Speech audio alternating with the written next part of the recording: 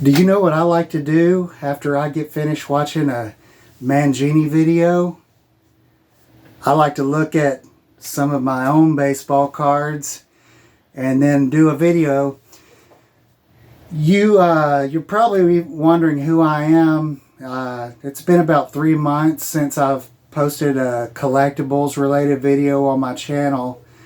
And anyways, I thought it's about time to post something. Because when you don't post anything, you kind of fall off into obscurity and nobody even knows you exist anymore. And nobody even goes and looks to see if you're alive or dead. So I thought I would just pop my head in and say I'm still alive. Anyways, on the topic of Mangini, I just finished watching his latest video where he talks about all the combativeness with everything in the world now, and I totally agree with him. And I may do a little bit of a rant of my own somewhere in this video, but before I let too much time elapse, I'm going to start showing some items so you don't get bored. Now, one of the first things I wanted to show, some of you guys know Shane over at Shoebox Legends, and he has a cheese box, or a few cheese boxes that he pulls cards from. And I recently acquired a cool little box myself. It's not a cheese box, but it's an apples crate. So, how do you like them apples, Shane? Okay, I couldn't resist. I'll probably put cards in that box there, but as you can see, I don't have any in it yet. But I thought it was a cool box. Speaking of Shane, I know another guy named Shane who is not in the hobby of collecting at all, but he actually lives in my town. And I met him several months ago. We've become friends, and he's a really great guy. And this Shane gave me a couple items recently that I wanted to share with you. And the first one is really cool, and I hope you can see it. It's very faint, but this is an old baseball glove, a Spalding baseball glove, and it was autographed in person by Nate Colbert. And Nate Colbert played for a good many years back in the 1970s. Fairly popular player. I haven't researched a lot, but anyways, an authentic hand-signed Nate Colbert autographed glove. So thank you very much, Shane, for that. Shane also found an item for me, picked it up, and he found this Kansas City Royals hat. And what's cool about it is it's autographed on the underside of the bill by 2 golfers. And I can tell these are authentic autographs on the hat. We've got Tom Watson. And neither Shane or I knew who this other autograph was. And another friend of mine in town said, "Oh, I know who that is. It's Annika Sorenstam." And I'm not much up on golf, so I've heard the name but don't really know much about her. But so we've got Tom Watson and Annika Sorenstam autographs on this hat here, and that again is from my friend Shane. So thank you very much, Shane, if you see this video. Now, one other thing I acquired in recent times. It's in this frame, and I've never taken it out to look inside the magazine, but it's a Life magazine from 1939 with Joe DiMaggio on the cover. And the full magazine is in here, but I haven't taken it out to flip through it yet. But that's a really cool old magazine and picture of DiMaggio there. Now I'm going to throw you guys a curveball. Pull out another item I have over here. This is not a baseball card. This is an album by the band REM, which is one of my favorite bands. And this is a recent acquisition I've added to my vinyl collection. I did a whole video a while back on my REM vinyl collection. So if you haven't checked that out and you like music or you like REM, you can go back and watch that video. It's clearly labeled. But anyways, this one here was one I didn't have, and it's the original pressing of it. It's not a repressing, so I was super happy to get this one. REM's Green. And I may do a redo video of that REM collection one day, because I wasn't super thrilled with the overall quality of that video. It was fine. I showed everything, but I may do a redo of it one day and maybe put some more items in the video as well. Now, a couple more items before I flip the camera around and show you some cards where I can show them kind of more up close and a little better, see what I'm doing, because I'm doing this without seeing what I'm doing, and I've got someone helping to kind of direct me in case I don't have items in the picture frame. But these are two items I was hoping to give away, and I contacted a fellow YouTuber, and I put a comment on 2 videos and said, I've got 2 things I think you would really like. Maybe I shouldn't say you would really like, but 2 things I think you wouldn't mind getting for free.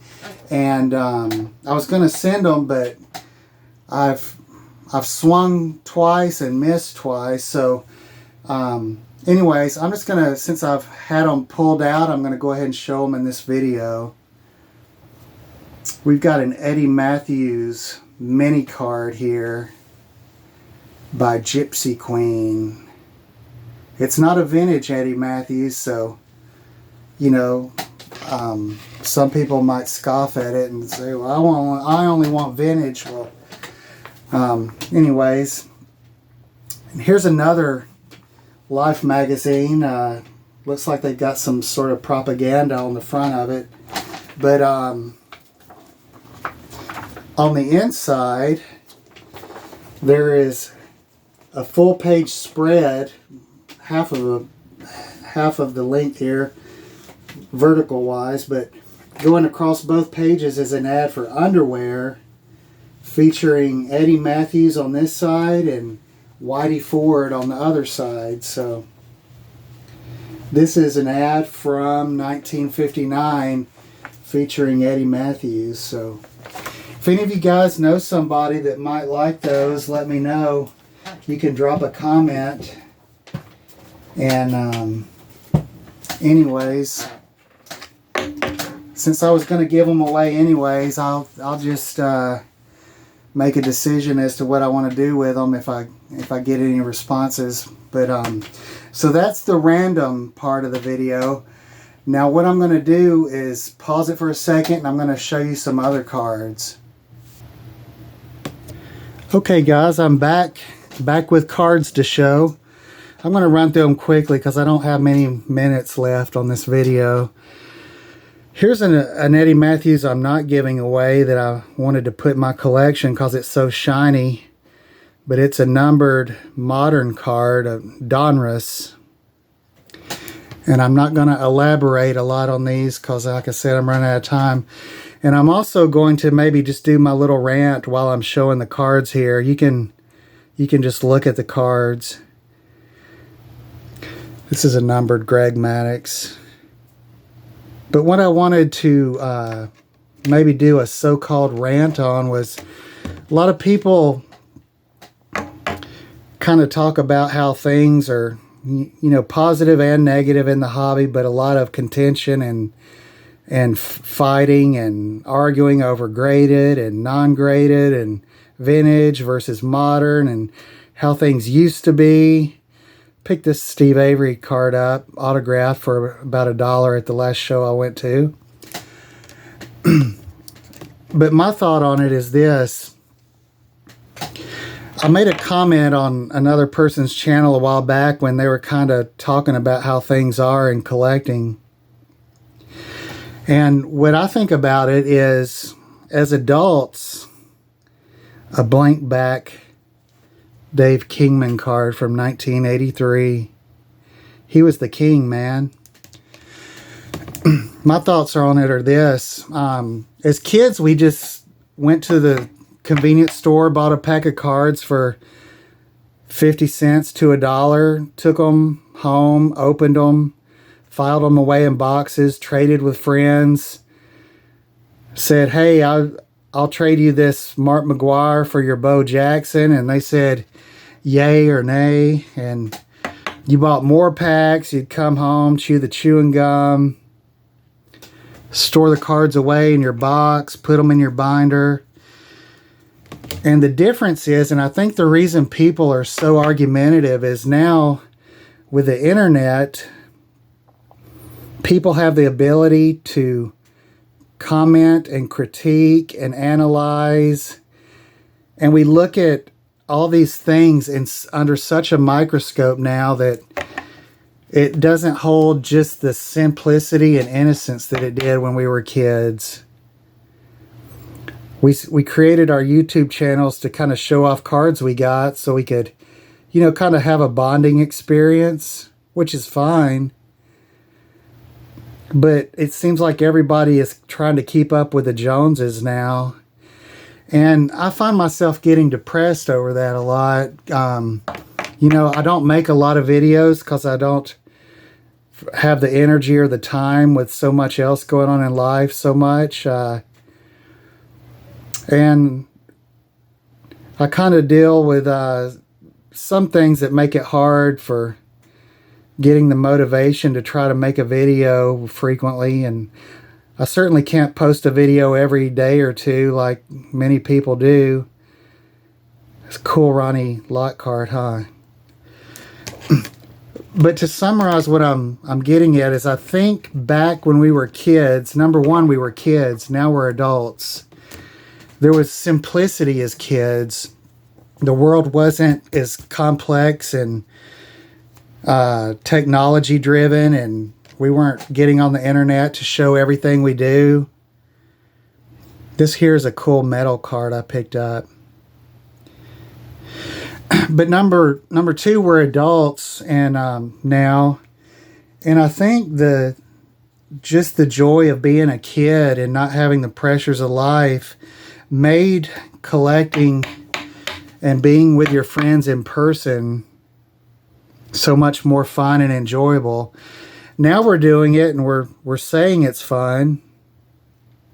I just put that in a different top loader temporarily till I store it away. I didn't pay $20 for this, but anyways, I just wanted to say the hobby collecting can still be fun. You can still find great joy, but I don't think we're ever going to achieve the true joy and simplicity we had as kids, especially when we're all kind of in the rat race and trying to be in it all the time. That's all I have for you.